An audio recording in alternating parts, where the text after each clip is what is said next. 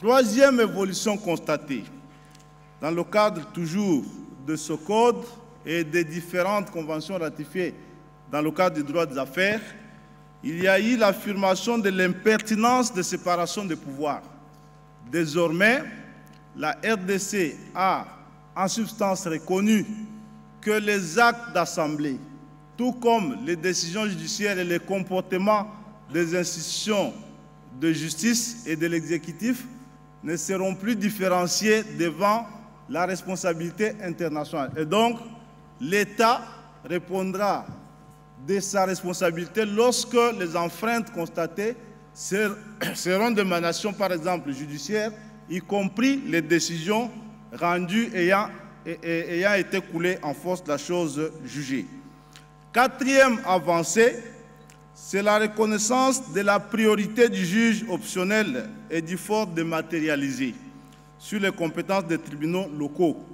Je souligne ici, y compris la Cour constitutionnelle, plus précisément la suprématie de l'arbitrage international lorsque celui-ci a été désigné comme mode de règlement de différends relatifs aux investissements qui découlent de l'application du Code congolais des investissements. Et ceci veut que le détachement de ce mode de règlement des conflits mette l'État et tous ces branches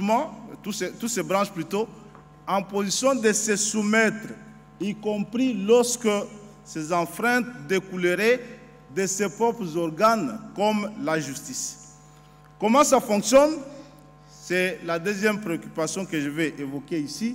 C'est souvent que sur le chemin d'application réel, l'on rencontre de nombreux obstacles. Quels sont ces obstacles? De temps en temps, nous avons l'illusion de la suprématie de l'État et qui découle souvent de la confusion que les juridictions continuent d'entretenir entre l'État, puissance publique, et l'État commerçant. L'État, puissance publique, souvent ressassé dans le cadre du Code de marché public lorsqu'il jouit toujours de sa prééminence sur les co-contractants privés et des prérogatives qu'on a qualifiées de prérogatives de puissance publique, alors que dans le cadre du Code des investissements, bien évidemment, il ne s'agit pas de l'État puissance publique, il s'agit de l'État commerçant. Deuxième obstacle, c'est l'abus du principe mal compris et souvent mal appliqué. Le criminel tient le civil en l'état. Et ça, je vais l'illustrer avec un exemple précis, survenu encore actuel. Le procès qui se déroule devant la Cour constitutionnelle dans l'affaire Boukangalonzo.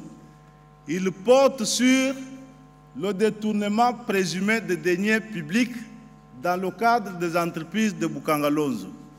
Et que ces deniers publics, c'est quoi?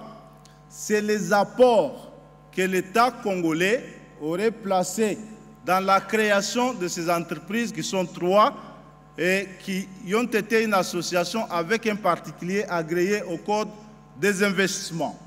Dans ce procès, bien entendu, l'État continue de qualifier ces apports de deniers publics alors qu'effectivement, c'est un État commercial, un État plutôt commerçant, qui a versé ses parts de participation. Et lorsque l'État commerçant verse ses parts de participation et conformément au Code des investissements congolais et qui s'associe à un privé, il renonce au fait des princes et devient un État commerçant parce que d'ailleurs, dans ce contrat de Boukangalonzo, vous allez constater que l'État lui-même, dans l'accord qu'il associe aux partenaires sud-africains, a stipulé qu'il renonçait à sa propre immunité et qu'au point 9 de la convention conclue avec le partenaire, l'État reconnaît qu'il n'acceptait pas n'importe quelle intrusion de ses services publics dans le fonctionnement ou dans le règlement des conflits qui découleraient de la gestion des entreprises de Boukangalonzo. Qu'est-ce qui arrive? Et après, c'est pratiquement l'inverse, je vais y revenir. Troisième obstacle, c'est l'insuffisance et la formation dans le chef de praticien du droit. Quatrième obstacle, c'est l'intrusion réglementaire. Lorsque je dis intrusion réglementaire, on en a vécu une ici. Lorsque, par exemple, le gouvernement décide d'immuniser les biens des entreprises autrefois publiques devenues des sociétés commerciales, par voie réglementaire, il dit qu'il décrète désormais l'insaisissabilité des biens des entreprises. Et on les appelle encore par une sorte d'inadvertance entreprises publiques. Alors que ces entreprises ont été rendues entreprises privées, plutôt commerciales, pour leur permettre en fait d'être compétitives et d'avoir accès au crédit et de se soumettre au juge. Et lorsque on décrète tantôt que ces biens ne peuvent plus être saisis, c'est-à-dire que d'un seul trait de plume, on a évincé toutes les réformes de ces récentes dernières années et qu'on a mis fin à tous les efforts possibles qui ont eu pour vocation de pouvoir améliorer le climat. Et le remplacer par le Conseil supérieur de la justice.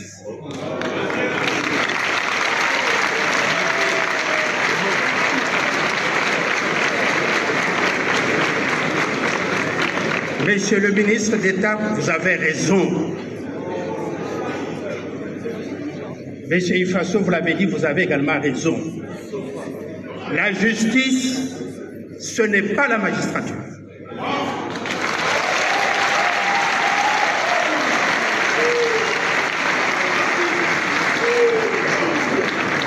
La justice, c'est une fonction régalienne de l'État congolais. Ce n'est pas une fonction de ces fonctionnaires qu'on appelle magistrats et qui sont des gens respectables et que je respecte personnellement. L'État a organisé les États généraux de la justice et non pas les États généraux de la magistrature. Supérieur de la justice qui sera associé à la bonne administration de la justice dans notre pays.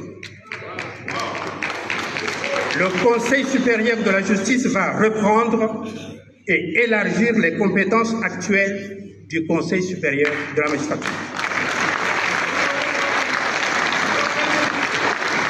Par exemple, il existe dans notre pays un Conseil supérieur de la défense et non un Conseil supérieur des militaires.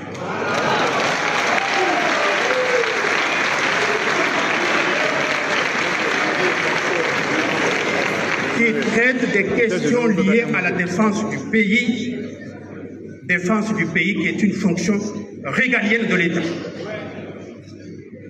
Mesdames et messieurs, la devise de notre pays commence par justice et puis paix, travail. Nous avons un ministre de la... Et vous avez dit que le jour où nous remettrons de l'ordre et de la discipline à la justice, l'État s'élèvera. Permettez-moi que vous soyez là.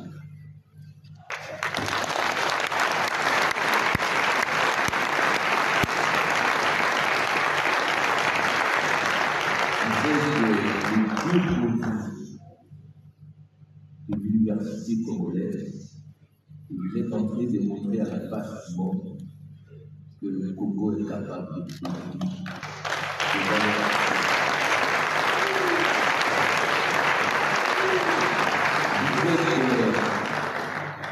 Vous êtes conscient de vos conditions, conscient de votre optimisme, conscient de votre capacité de transformer.